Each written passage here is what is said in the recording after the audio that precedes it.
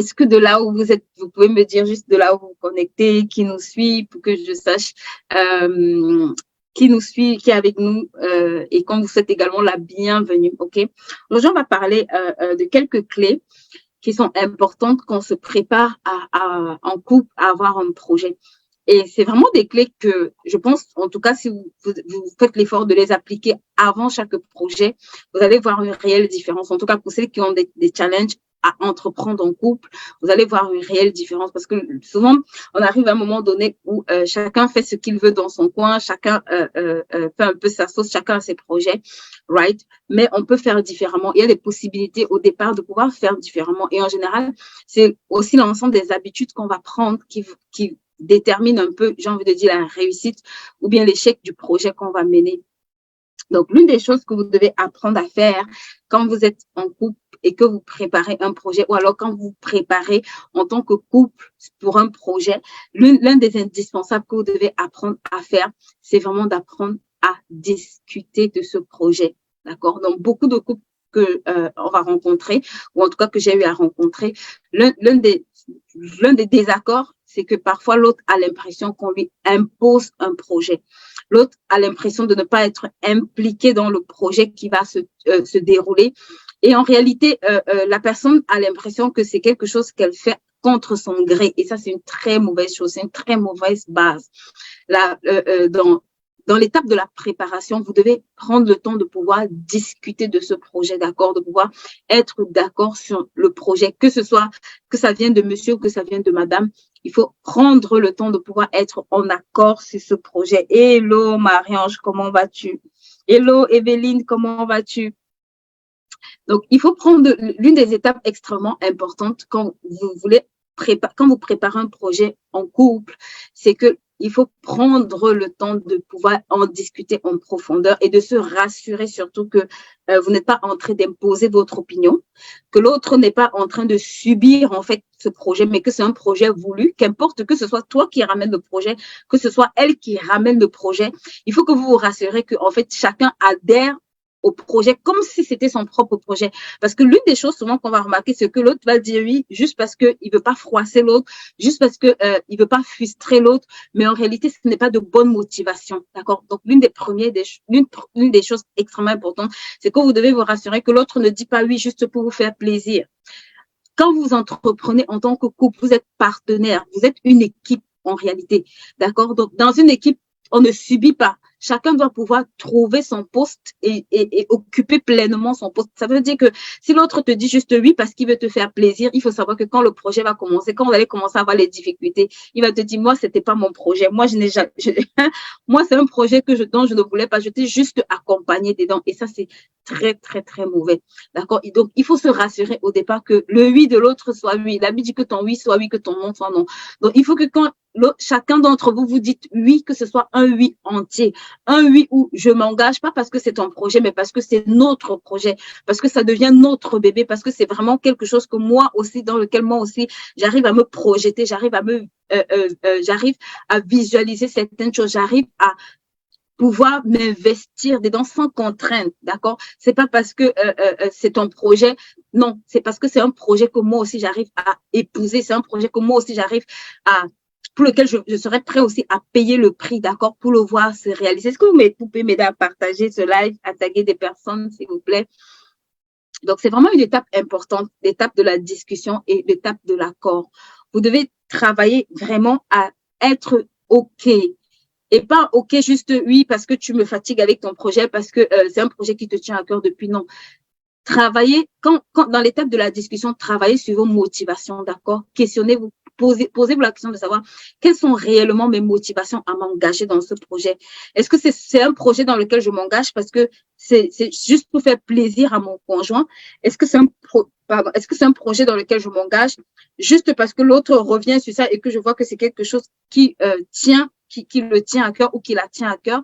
Ou est-ce que c'est vraiment un projet où quand je regarde ce projet, je me dis que c'est vraiment un projet qui a de l'avenir pour notre vie de couple? C'est vraiment un projet qui a en fait, dans lequel je peux rêver. C'est vraiment un projet dans lequel je peux me projeter. Je peux faire des nuits blanches. Je peux payer ce prix-là. D'accord? Donc, l'étape de la discussion, c'est pas juste pour dire oui, j'ai un projet et puis l'autre dit bon, oui, comme tu as décidé, on y va. Non. C'est une étape dans laquelle vous devez vous questionner sur vos réelles motivations à vous engager dans ce projet. Est-ce que mes motivations sont sincères? Est-ce que mes motivations sont profondes? Est-ce que j'arrive vraiment à pouvoir, même seul, mener ce projet-là? Il peut arriver que dans le parcours, peut-être l'autre devient indisponible. Est-ce que je suis en même de pouvoir porter ce projet-là comme si c'était moi la visionnaire du projet, même si le projet ne vient pas de moi? Donc, vous devez vraiment, dans cette étape-là, vous, vous poser ces questions-là. La deuxième chose que vous allez faire également quand vous voulez entreprendre, d'accord, en tant que couple, c'est que vous devez apprendre, en fait, après cette étape de discussion, à ne pas vous précipiter, d'accord? Très souvent, et même seul parfois, hein, c'est un conseil qui vaut lieu quand vous êtes seul, mais c'est aussi un conseil qui vaut lieu quand vous êtes en couple, d'accord? Pourquoi est-ce que je parle de ne pas se précipiter? Parce que en général, en couple, vous allez plus vite, mais vous avez aussi des problèmes qui sont décuplés, d'accord? Ça veut dire que là où seul je peux prendre la décision et avancer, parfois je suis obligée de demander, en fait, je suis obligée d'avoir l'accord de l'autre ou on va dire l'autorisation de l'autre pour pouvoir avancer. Donc, ça veut dire que après l'étape où on va décider, parler de ce projet et décider, par exemple, d'un commun accord de le faire, il faut qu'il y ait une étape qui va s'appeler aussi la préparation, OK?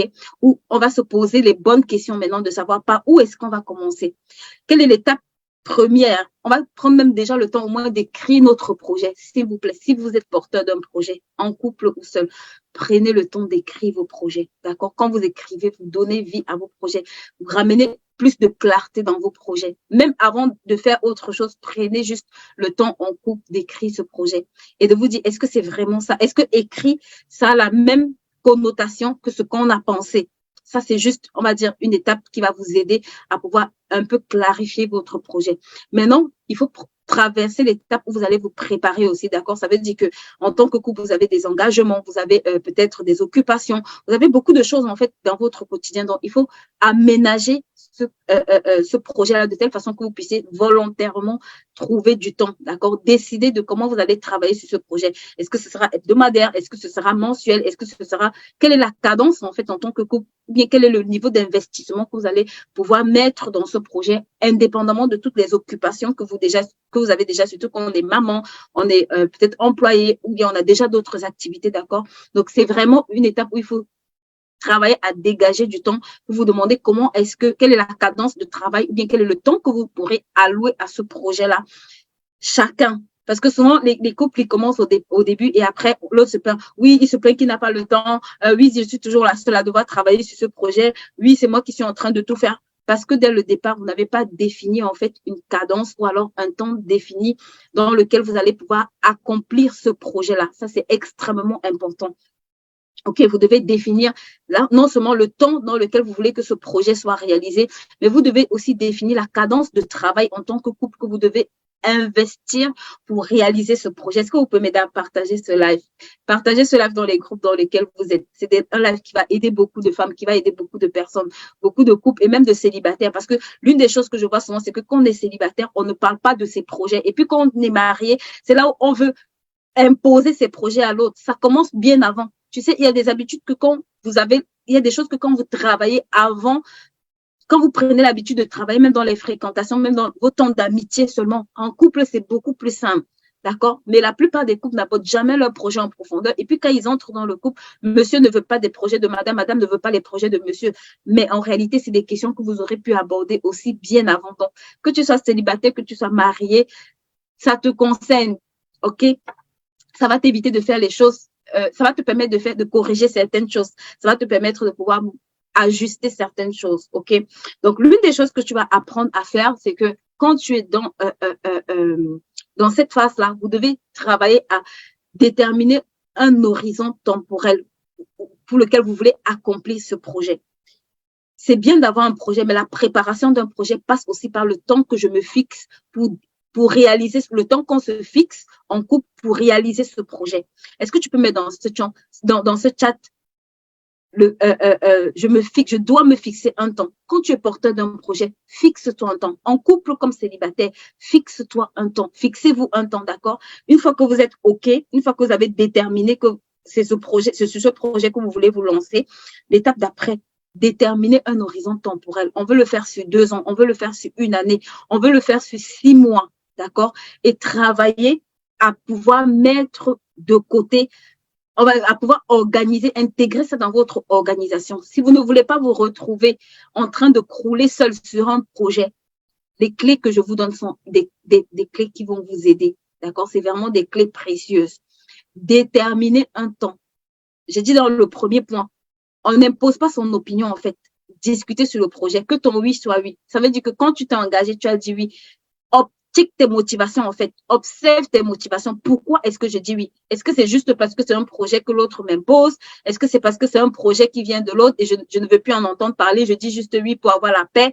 Est-ce que c'est un projet dans lequel je ressens que, voilà, ça peut propulser notre couple, en fait, ça peut amener notre couple à une autre dimension. Tu dois pouvoir examiner tes motivations, en fait. Qu'est-ce qui te motive? Est-ce que c'est parce que tu sais que dans ce projet-là, c'est là où le Seigneur vous attend? Qu'est-ce qui te motive, en fait, à dire oui? Ne dis pas juste oui parce que ça vient de l'autre. Non. Toi aussi, prends le temps. J'ai envie de dire, prenez même le temps dans cette étape-là de prier, pour ceux qui sont chrétiens, de prier, en fait, et de vraiment demander au Seigneur, Seigneur, est-ce que c'est ta volonté pour notre couple? Mais toi-même, examine-toi, regarde tes motivations. Est-ce que j'ai de bonnes motivations à m'investir dans ce projet? Si tu n'as pas de bonnes motivations, s'il te plaît, rediscuter encore, parce que tu vas te retrouver dans l'étape 2, à être seul. L'étape 2 revient à fixer un temps, d'accord? Fixez-vous un temps. Ce projet, on veut le mener, mais on veut le mener en combien de temps? On veut le mener en combien d'années? OK? Et définissez un cadre dans lequel vous allez commencer à travailler sur ce projet-là. Définissez un jour, une horaire, un temps défini où vous pourrez vous asseoir en tant que couple pour discuter par rapport à ce projet. Beaucoup de couples ont des projets. Au départ, on veut faire ça, mais 2 semaines après, 1 mois après, on n'en parle plus. Ça ne fait plus partie d'aucun sujet de discussion à la maison. Si vous fonctionnez comme ça, à un moment donné, vous allez vous rendre compte que ça devient le projet de Y. L'autre, un des deux va démissionner. D'accord? La Bible dit 2 personnes ne marchent pas ensemble sans s'être accordées. Ça veut dire aussi vrai que vous portez ce projet à 2, aussi vrai que ce projet, vous devez vous accorder, en fait. Ça veut dire à chaque fois où on avance, on est d'accord. À chaque fois qu'on avance, on check ce que l'autre... On a des points, en fait. C'est pour ça que vous allez voir, même dans des entreprises, en équipe, ils s'asseyent. Ils font des points d'équipe. Pourquoi? Parce qu'on a besoin de savoir, est-ce que tout le monde dans l'équipe est OK? Est-ce que tout le monde dans l'équipe est au même niveau d'information? Est-ce que tout le monde dans l'équipe suit ce qui va se faire? Donc, dans le cas d'un couple, vous êtes aussi en équipe, d'accord? Quand vous entreprenez en tant que couple, vous êtes aussi en équipe. Donc, vous devez pouvoir checker, est-ce qu'on est toujours sur la même longueur d'onde? Est-ce que l'autre a déjà démissionné? Est-ce qu'on a toujours les mêmes priorités? Est-ce qu'on va au bon endroit? OK? Ça, c'est l'étape 2. Donc, définissez un temps où vous pourrez discuter de cette thématique-là, où vous pourrez vous asseoir et déterminer le temps à allouer et à faire le nécessaire pour ce projet-là. Est-ce que vous pouvez m'aider à partager ce live? Aidez-moi à partager ce live. Il y a des choses importantes que je dis ici qui doivent aider plusieurs personnes qui galèrent à entreprendre en couple. Aidez-moi à partager ce live de là où vous trouvez. Hello Karen, comment vas-tu? Hello Noël, comment vas-tu? Donc, ça, c'est vraiment l'étape numéro 2, d'accord? L'étape numéro 3 sur laquelle je vais vraiment revenir. Et là, c'est une étape, c'est un non négociable, d'accord? Que tu sois seul ou que tu sois en couple, quand tu es porteur d'un projet, s'il te plaît, tu as écrit l'idée, vous avez discuté, vous avez validé, vous avez défini le temps dans lequel vous voulez réaliser ce projet-là. Maintenant, il faut que vous asseyez et que vous élaborez un plan. En couple, seul tu dois avoir un plan. En couple, vous devez avoir un plan. Et j'ai envie de dire, vous devez avoir un bon plan, d'accord? Un plan assez détaillé pour vous faciliter la réalisation de ce projet. C'est pour ça que la Bible dit, qui d'entre vous, quand il veut bâtir une tour, ne s'assoit et calcule combien ça va lui coûter. Tu as besoin d'avoir un plan. Tu as besoin de planifier ce projet. Tu as besoin de savoir, est-ce que j'ai les compétences? Est-ce que nous avons les compétences, d'accord? Les compétences de monsieur, les compétences de madame, qui peut faire quoi, qui ne peut pas faire quoi? Est-ce qu'on a besoin de ressources extérieures? Combien est-ce qu'il nous faut pour réaliser ce projet? C'est une excellente façon de préparer vos projets en couple. OK? Si vous ne le faites pas, la réalité, c'est que quand vous allez commencer le projet, chemin faisant, vous allez vous rendre compte que vous avez besoin d'un certain nombre de choses. Et c'est là où très souvent nos projets capotent. Dans l'étape de la préparation, dans l'étape où on va aller pouvoir j'ai envie de dire, mettre les fondations de ce projet. C'est là où on va se rendre compte qu'il nous manque énormément de choses. Et c'est une étape que tu dois faire avant. Ça veut dire que si aujourd'hui, par exemple, vous voulez que ce soit investir dans l'immobilier, que ce soit peut-être créer une entreprise, que ce soit lancer des business à gauche, à droite, s'il vous plaît, prenez le temps de vous questionner. Est-ce que j'ai les compétences? Est-ce que mon mari a les compétences? Où est-ce qu'on va trouver ces compétences? Qu'est-ce qu'il nous faut pour commencer cette activité? Ne vous lancez pas à l'aveuglette. Ne tombez pas. Ah oui, j'ai appris que le dropshipping donne de l'argent. Bim, tu prends 10 000 euros, tu vas mettre dedans. Qu'est-ce qu'il faut? Il te faut une plateforme. Est-ce que j'ai les compétences? Est-ce que je dois externaliser cette compétence? Est-ce que je dois trouver quelqu'un pour faire cette compétence? Combien ça va me coûter? Ça, c'est vraiment on va dire, les bases, en fait. Vous devez travailler à ça, s'il vous plaît. Vous devez vous poser les bonnes questions. Ce projet, sur combien ça va nous demander? Sur combien d'années est-ce qu'on aura un retour sur investissement? Est-ce qu'on pourra rentabiliser ce projet-là? Vous devez travailler à vous poser des questions et à élaborer votre plan. D'accord? Je ne vais pas entrer en profondeur ici. Pour ceux qui veulent savoir comment vraiment correctement élaborer un plan quand tu es porteur d'un projet, il y a la formation IAR. C'est une formation de plusieurs modules et de plusieurs mois. D'accord? Pour bien le faire. Donc, s'il te plaît, si tu ne sais pas comment le faire, prends un rendez-vous et rejoins-nous. On va t'accompagner à avoir au moins la clarté par rapport à ton idée, par rapport à ce que tu es en train de faire. Ça, c'est la deuxième des choses. La troisième des choses. Maintenant, la quatrième des choses, vous voyez, et qui souvent, pour moi, fait que beaucoup de projets échouent, c'est quand votre projet n'est pas une priorité pour vous. Tout ce qui n'est pas une priorité pour vous est voué à l'échec en réalité. Ça veut dire que si vous prenez ce projet-là et vous n'en faites pas une priorité, priorité, ça ne veut pas dire que vous faites uniquement ça, mais ça veut dire que ce que vous avez décidé de faire, vous le faites. La Bible dit qu'à tes résolutions répondra ton succès. C'est vrai quand tu es seul, c'est vrai quand tu es en couple. Ça veut dire qu'il faut que ce projet-là fasse partie des choses que vous voulez véritablement accomplir. Sinon, d'année en année, vous allez jeter ça au fond d'un tiroir. C'est pour ça que dans l'étape de préparation, une des choses que vous devez apprendre à faire, quand vous avez un projet, c'est que quand vous avez fait les 2, 3, 4 étapes dont j'ai parlé, vous devez prendre la décision, quoi qu'il arrive, ce projet-là, vous allez le réaliser. Et comme vous êtes en couple, vous devez prendre la décision que quoi qu'il arrive, vous devez le réaliser à deux. À moins qu'il y ait on va dire quoi, d'autres paramètres qui s'intègrent en route, prenez la décision de le mener au bout jusqu'à deux. Vous deux, chacun doit, comme j'ai dit au départ, ta motivation, ce n'est pas juste parce que c'est l'autre. Toi-même, tu dois pouvoir te retrouver dans ce projet de telle façon que même quand l'autre veut abandonner, tu dois pouvoir dire à l'autre, on y va.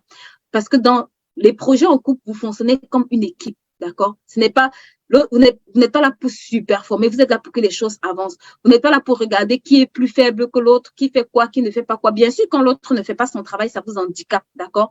Mais la réalité, c'est que vous devez apprendre à fonctionner comme une équipe. Ça veut dire qu'une équipe priorise les résultats qu'elle va avoir. Ce n'est pas tant les discussions en interne, ça c'est il y a toujours en interne, il y a des choses à gérer, d'accord?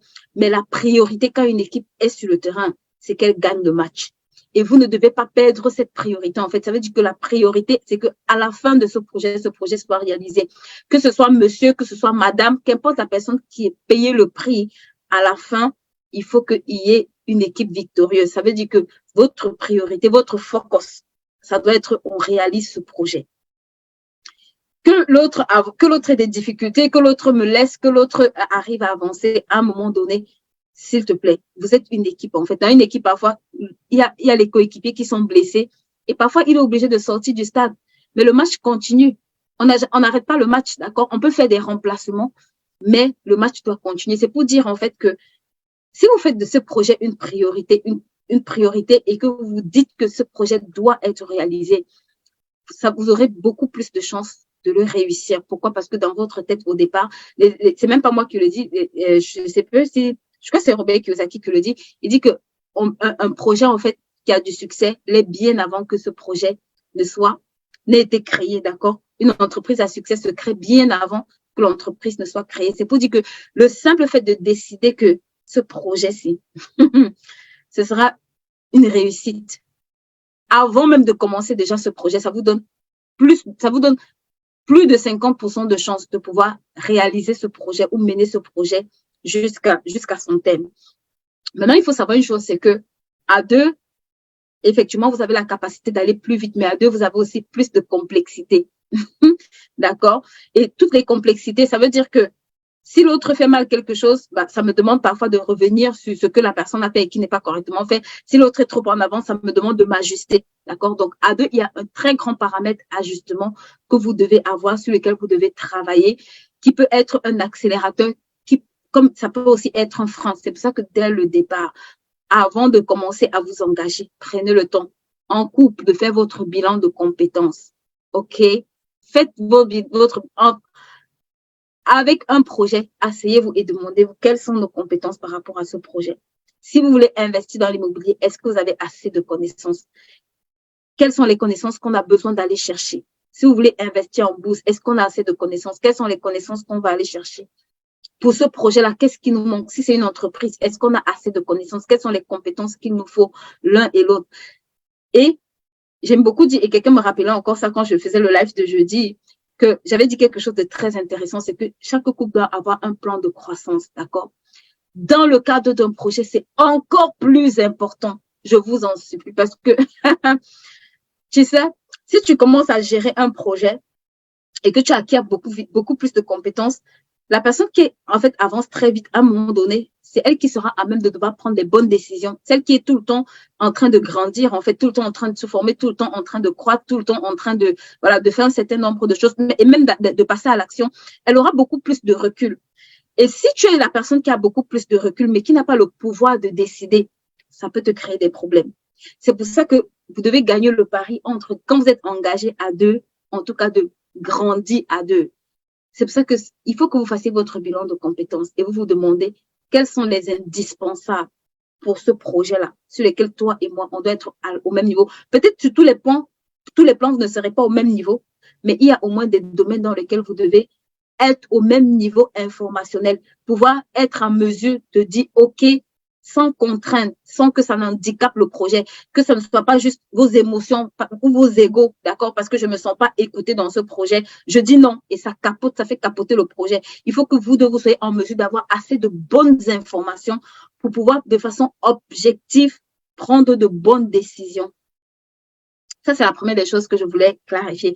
Maintenant, quand c'est ton projet à toi seul, d'accord, et que tu veux te préparer et que peut-être c'est le projet dans lequel l'autre ne va pas forcément être intégré, ça encore, c'est un autre cas de figure, ok? Et pour les femmes qui sont ici, vous savez que parfois, on a beaucoup de projets, d'accord? En tant que femme, on a beaucoup de projets et parfois, le mari ne veut pas du tout entendre parler. J'ai beaucoup de femmes qui me contactent et me disent comment je vais faire. Je veux lancer ma chaîne YouTube. Mon mari ne veut pas que je passe sur les réseaux sociaux. Je veux entreprendre dans l'immobilier. Mon mari ne veut pas du tout. Je vais aller travailler. Mon mari ne veut pas du tout. Et j'ai envie de te dire, sois une femme sage. sois une femme sage, d'accord? Il y a des batailles qui se gagnent par la sagesse. Ça veut dire qu'il y a un temps où tu dois, comme j'ai dit au départ, savoir comment amener le sujet. Il y a un temps où tu dois savoir comment négocier. En fait, et comme si vous êtes sur cette chaîne, vous savez que j'aime toujours dire que tout se négocie d'abord dans le spirituel, d'accord?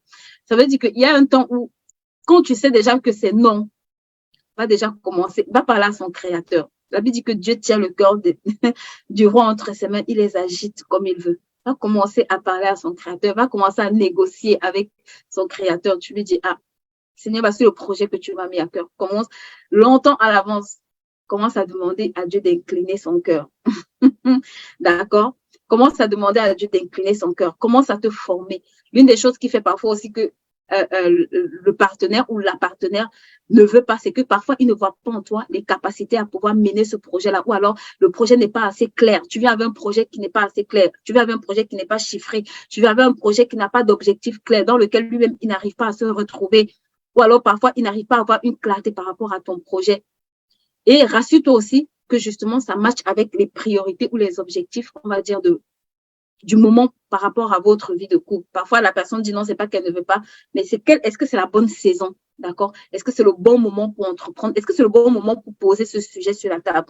Parfois, ce n'est pas le bon moment, mais ça ne t'empêche pas, toi, de te préparer parce qu'il y a toujours une saison favorable quand tu es porteur d'un projet. Ce n'est pas parce qu'il dit non aujourd'hui qu'il va dire non indéfiniment. Et souvent, l'erreur qu'on fait, c'est que quand la personne dit non, on va s'asseoir à la maison, on croise les bras. Mais non, il a dit non peut-être pour que tu fasses le projet maintenant, mais ça ne veut pas dire que d'ici 1 an, d'ici 2 ans, il va toujours dire non. Pendant ce temps, qu'est-ce que tu fais?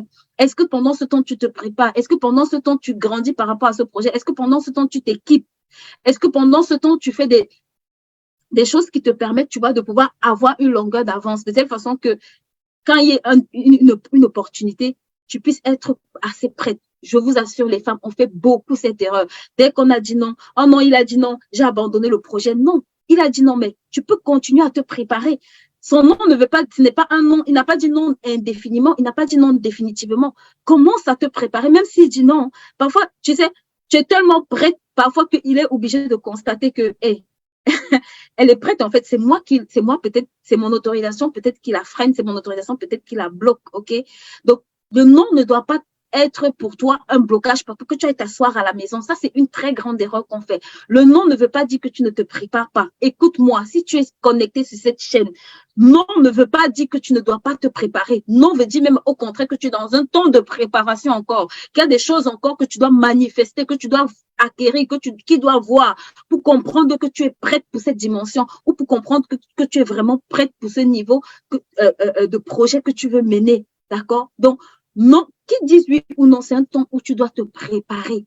C'est un temps où tu dois te préparer. C'est un temps où tu dois apprendre des aptitudes. Tu dois apprendre à gérer des équipes. Tu dois apprendre à gérer tes réseaux sociaux. Tu dois apprendre à gérer le digital, à gérer ton argent. Tu dois apprendre ces choses-là. Pourquoi? Parce que même s'il a dit non pour ce projet, peut-être pour d'autres projets, tu auras besoin de ce bagage-là. Et peut-être c'est à travers d'autres projets même que, au final, il dira oui. Quand il va te voir gérer peut-être d'autres projets, c'est là où il va dire oui, peut-être au final pour ton propre projet. Donc, le non n'est pas pour te fermer la porte, mais utilise ce non-là comme un non peut-être pour l'instant, mais un oui pour me former, un oui pour aller grandir, pour aller acquérir assez de compétences pour que demain, là où il m'a dit non, il constate que je suis assez prête et il puisse me dire oui. OK? Donc, s'il vous plaît, ne jouez pas avec ce conseil. Je vois beaucoup de femmes. Oh, je voulais faire telle activité, mon mari ne veut pas que je travaille. Ton mari ne veut pas que tu travailles, mais il ne t'empêche pas d'apprendre à faire quelque chose de tes 10 doigts. Il ne t'empêche pas d'apprendre à lire des bons livres. Il ne t'empêche pas d'apprendre à te former, à apprendre à t'exprimer. Il ne t'empêche pas de faire ces choses qui sont aussi des incontournables pour le projet que tu portes. Il ne t'empêche pas d'apprendre à vendre, d'accord? Donc, toutes ces compétences dont tu as besoin, s'il te plaît, ne mets pas, ne lève garde, j'ai envie de dire, ne te mets pas sous la masse. Ah non, il a dit non, c'est terminé. Non, il a dit peut-être non, mais il t'a donné aussi une opportunité. C'est gagne de la valeur, augmente de la valeur, continue à grandir, perfectionne-toi, même dans le lieu secret. Vous savez, l'un des endroits où je dis toujours que si les victoires se gagnent d'abord dans le lieu secret avant de se gagner publiquement. Tes premières victoires, tu les gagnes dans tes entraînements. Personne ne voit le temps d'entraînement, tu vois. Mais c'est le temps d'entraînement qui te rend performant quand tu es exposé. Donc, considère que ce nom, c'est juste une période pour toi pour t'entraîner. C'est juste une période pour toi pour aller négocier encore devant Dieu. Et tant que, quand ce sera le temps favorable, tu vas voir que les choses aussi, l'opportunité, la préparation rencontre, l'opportunité rencontre toujours chaque personne sur la terre.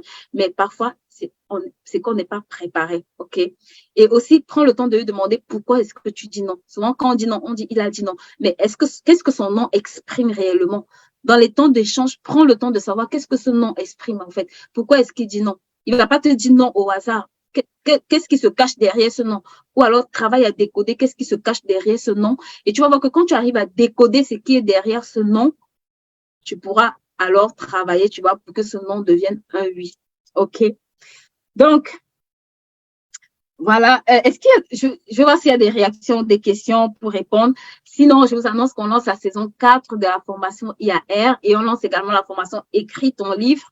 ce mois et la formation finance ado, d'accord? C'est les 3 formations qu'on va lancer ce mois. Donc, j'ai beaucoup de personnes qui me contactent, qui me disent qu'elles veulent écrire le livre. D'ici dimanche, vous aurez le lien disponible, d'accord? Et pour tous ceux qui sont porteurs d'un projet, n'hésitez pas à prendre rendez-vous sur notre plateforme www.hbiz.store et également vous pouvez suivre nos replays sur notre chaîne YouTube. N'hésitez pas à vous abonner, n'hésitez pas à partager le contenu, n'hésitez pas à nous aider, d'accord, à partager ce contenu. Et pour toutes les personnes qui sont intéressées pour la finance ado, on fera un live vraiment pour revenir en profondeur sur cette thématique, mais c'est vraiment tellement puissant de voir des enfants qui se déploient très tôt. Je dis toujours que quand tu as perdu 10 ans, tu dois faire gagner 10 ans à la personne, à tes enfants. Tu dois faire gagner 20 ans même à tes enfants. Tu ne peux pas, tes enfants ne peuvent pas commettre les mêmes erreurs que tu as commis. Tu dois refuser ça. Là où tu es tombé, tu dois te dire, mon enfant, je suis tombé ici, mais toi, tu ne tomberas pas. Parce que quand je suis tombée, j'ai appris une leçon, j'ai tiré des leçons. Ou demain, je peux t'épargner, en fait, de devoir reproduire les mêmes erreurs. Donc, franchement, la finance ado, c'est fait pour que les erreurs que nous, on a commises, nos enfants ne le commettent pas, ou en tout cas, qu'ils en commettent très peu. Et c'est possible. Quand ils sont très tôt exposés à de bonnes informations, quand très tôt, ils arrivent à comprendre certaines choses, à être des personnes consistants dans ce qu'ils font, bien structurés, je vous assure que c'est des enfants qui font la différence. Quand ils arrivent à savoir quels sont leurs dons, quels sont leurs talents, très jeunes, c'est des enfants qui peuvent performer. D'accord? Donc, vraiment, c'est un excellent moyen de pouvoir booster vos enfants. Je vois beaucoup de mamans, j'ai tellement de retours de mamans et de grands-mères qui m'écrivent, qui ont inscrit leur enfant à cette formation. Et je suis juste étonnée, en fait, parce que à leur âge, c'est vraiment des terres fertiles. C'est des terres fertiles. Ce que tu sèmes dans la vie d'un enfant, je te garantis qu'en grandissant, la récolte, c'est pour ça que la Bible dit, enseigne ton enfant selon les voies du Seigneur. Quand il sera grand, il ne s'en détournera pas. Ça veut dire que ce que tu sèmes dans la vie de ton enfant quand il est petit, c'est une récolte en fait pour son futur. Ce que tu sèmes, note ça dans ce chat. Ce que tu sèmes dans la vie de ton enfant quand il est petit, c'est une semence que tu mets en terre pour son futur. C'est une semence que tu mets en terre pour son demain. Et tu as intérêt à semer de bonnes choses. On a intérêt à semer de bonnes choses. Right? Donc, voilà. Oui, Tata Noël, non ne veut pas dire un non, ça veut dire que tu dois te préparer. OK? Et on doit vraiment user de sagesse. Tout projet qui n'est pas une priorité est voué à l'échec. Yes. Donc, voilà. J'étais vraiment ravie de passer ce temps avec vous. N'hésitez pas à nous contacter si vous avez des questions. On a également des packs promo pour la Saint-Valentin. D'accord? C'est le pack couple où on a un planificateur de couple et le livre Couple et Finances. Donc, c'est un excellent moyen d'offrir de bons cadeaux à vos maris ou bien de vous faire offrir de bons cadeaux, des cadeaux instructifs. Je dis, vous savez, sur mon live de décembre, je dis qu'il y a des cadeaux utiles. Femmes, les chocolats, c'est bien. Mais la connaissance, c'est encore mieux. C'est pas le chocolat qui te fait périr, c'est la connaissance. La Bible dit que mon peuple périt parce qu'il manque de la connaissance. C'est la connaissance qui te crée des problèmes. Donc, s'il te plaît, cette Saint-Valentin, si demande un cadeau utile. Demande un cadeau qui va te permettre de progresser dans la connaissance, qui va te permettre de progresser dans la sagesse, qui va te permettre d'avoir des clés, d'ouvrir des portes pour ta vie financière, pour ta vie de couple, pour ta vie de famille, pour tes projets. D'accord?